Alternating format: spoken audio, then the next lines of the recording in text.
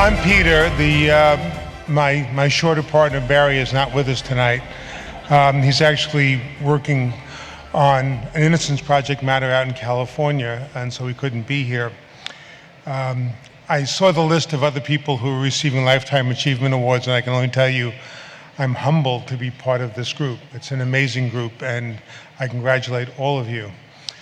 I also hear of the names of the law firms that are being honored tonight, and I would be remiss if I didn't mention the fact that so many of you have provided pro bono assistance to our organization and to the other innocence organizations that now comprise the National Innocence Network.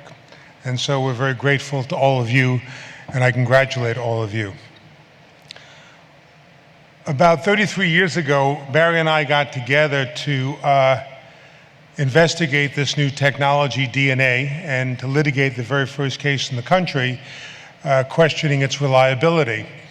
As a result of that case, which we succeeded in prevailing on, two national academies met and came up with international standards for transferring this extraordinary technology from medicine to the criminal legal systems. The hearing that we did was done in the Bronx. We had both been legal aid lawyers in the South Bronx 35 to 40 years ago, and it was a fitting place for us to take on the issue. Our lead expert in that case, who had never testified in a case before in his life, is now part of President Biden's cabinet and is his chief advisor on science. Another one of the experts went on a few years later to win the Nobel Prize for developing the ability to splice genes, a technology that you're all aware of now and that played an important role in the development of the various COVID vaccines. Barry and I went on 30 years ago to found the Innocence Project.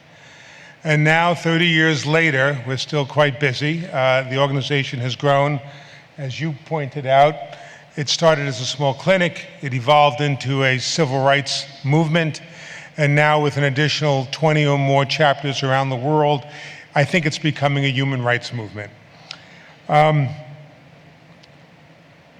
What's incredible is that probably at this point in time in the last 30 years, that movement and the members of the network are responsible for the exoneration of about 3,000 people in the United States.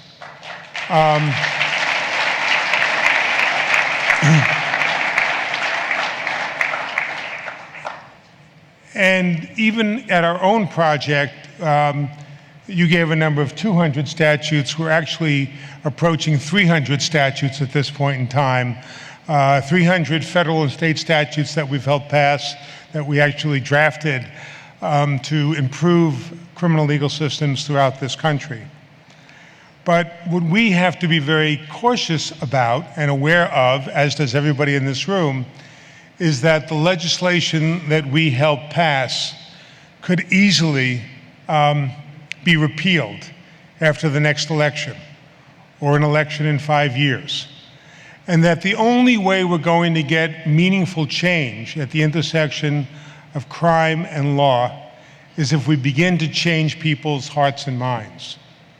And that's a big job. It's a job that all of us in this room have to participate in, and all the people at the other firms that we work with have to participate in, and the people in our communities have to collaborate on. For far too long, the engine that powered that intersection of crime and law was fear and retribution. And with your help and the help of the other people who work with you and your firms and your companies and the people who live in your communities, we can move that engine, we can change that fuel, so it's no longer fear, it's about hope, and it's no longer retribution, it's compassion. And so I hope you can all join in that cause. Thank you.